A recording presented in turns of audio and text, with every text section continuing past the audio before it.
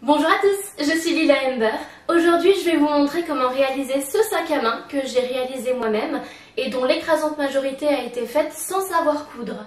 Je porte ce petit sac à main très souvent et il résiste bien. Bien sûr, j'évite de mettre trop de poids à l'intérieur. Quand j'ai réalisé ce sac à main, je ne pensais pas forcément en faire une vidéo, du coup je n'avais pris que quelques photos au fur et à mesure. Mais j'espère que les quelques photos et les explications suffiront. C'est parti! Sachez que pour faire des DIY, je prends très souvent du seconde main. Comme ça coûte moins cher si jamais je rate tout. Là, il s'agit d'un petit haut que j'avais acheté à une brocante à 1 ou 2 euros. J'avais acheté ce petit haut uniquement pour réaliser ce sac à main. Pour ce faire, je me suis énormément inspirée de ces deux sacs à main dont vous trouverez les liens en barre d'infos. Dans ce petit haut, il y a des armatures arrondies au niveau des seins, donc il m'a fallu découper en dessous des armatures pour pouvoir les enlever. Pour mes explications, on va partir du principe que la partie haute du sac, c'est celle où il y avait les seins, et la partie basse, c'est celle où il y a le ventre. Une fois les armatures découpées, j'ai voulu m'attaquer au ventre, pour faire le fond du sac. À l'aide d'épingles à nourrice, j'ai réalisé un pliage similaire au pliage des sacs en papier. Donc je me suis basée sur mes recherches en pliage pour réaliser ces petits sacs. Puis sur mon tissu, j'ai coupé, j'ai plié jusqu'à obtenir un pliage similaire à un pliage de sac en papier. Au fond d'un sac en papier, pour être plus précis. Une fois que toutes mes épingles étaient bien en place, j'ai fixé le fond à l'aide de la colle à tissu que vous voyez là. Oui, je sais, c'est sûrement pas comme ça qu'on fait un sac à main, mais j'ai voulu essayer de le faire par moi-même, avec mes connaissances et sans coudre. Juste pour essayer. Mais le résultat est vraiment cool. Là, j'ai complètement retourné mon sac à main, donc on est à l'intérieur. Vous voyez que j'ai mis une longue bande rectangulaire de feutrine au fond pour maintenir au mieux la forme générale du sac à main. J'ai utilisé un pistolet à colle chaude ainsi que la colle à tissu que vous avez vu tout à l'heure. J'ai fait un mélange de tout ça et c'est avec le mélange que j'ai collé la feutrine. On est d'accord, ça fait un peu bricolage. Mais je m'en fous, c'était un test juste pour moi, donc ça m'est égal. Donc s'il n'est pas parfait, eh bien ça dérange que moi. Ensuite, j'ai plié le haut, là où il y a l'ouverture. En fait, j'ai rabattu le tissu sur lui-même et j'ai fixé avec des épingles à nourrice le temps d'ajuster le tout.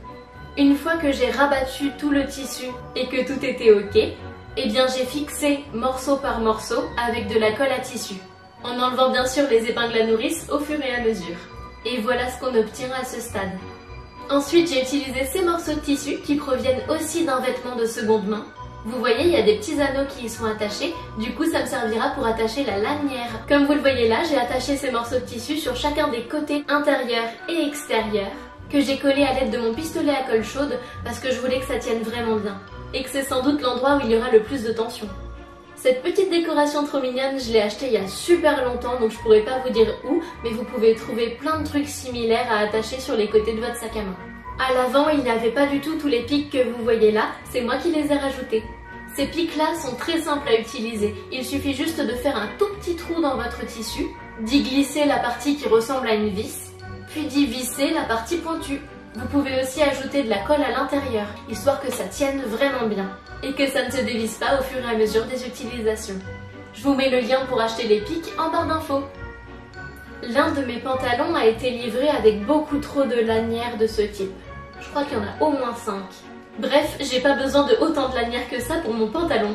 Alors j'ai pris cette lanière qui avait la taille la plus adaptée.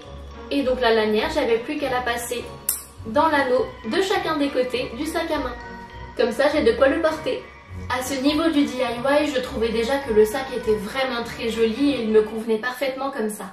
Mais le souci, c'est que comme le tissu, c'est mou, merci Perceval, et bien dès que je le porte, hop, tout revient vers le milieu, il est tout chiffonné et en fait ça ressemble plus à rien. Moi je voulais vraiment qu'il reste rectangulaire. C'est pourquoi j'ai appris à coudre des points basiques afin de pouvoir y coudre une fermeture éclair. La fermeture éclair étant quelque chose de rigide, eh bien il permet au sac à main de garder la forme allongée et de pas se chiffonner. Je vous mets en barre d'infos la vidéo qui m'a servi à apprendre à coudre à la main. J'espère que ça pourra vous servir aussi. Par la suite, je suis allée chez Centracor acheter une fermeture éclair qui me plaisait. Évidemment, j'en voulais une argentée. Et je trouvais que le bout de la fermeture était vraiment adorable. Il s'appelle Queue de Renard. C'est beaucoup trop choupi. Mais surtout, ajouter une fermeture éclair, ça permet de fermer le sac.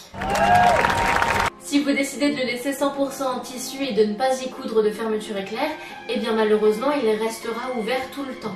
Et je préfère quand mon sac peut se fermer. Vous comprenez, je pense. Donc j'ai cousu toute la fermeture éclair à la main.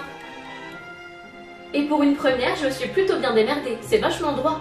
Pour le coudre, j'ai vraiment serré fort, histoire que ça tienne bien. Ok, c'est pas parfait, mais le résultat me convient tout à fait. Voici le dessous. Donc là, vous voyez qu'il y a 2 petits nœuds qui permettent de fermer les lacets. Je vous avoue que les sacs à main, c'est quelque chose auquel je fais pas forcément attention. Je les trimballe à droite, je les trimballe à gauche, bref, je les pose un peu partout. Du coup, les nœuds sont sujets à s'ouvrir assez facilement. Par conséquent, je les ai un petit peu cousus, et voilà le résultat. Ce sac était une tentative à la base, et finalement le résultat est vraiment canon.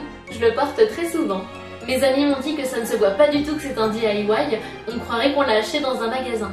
Et ça m'a fait vraiment plaisir parce que j'y ai mis du temps. Je pense qu'au tout cumulé, j'ai dû à peu près mettre 4 jours à le faire. Alors oui, c'est loin d'être parfait et plusieurs couturiers ont dû se retourner dans leur tombe en voyant mes conneries.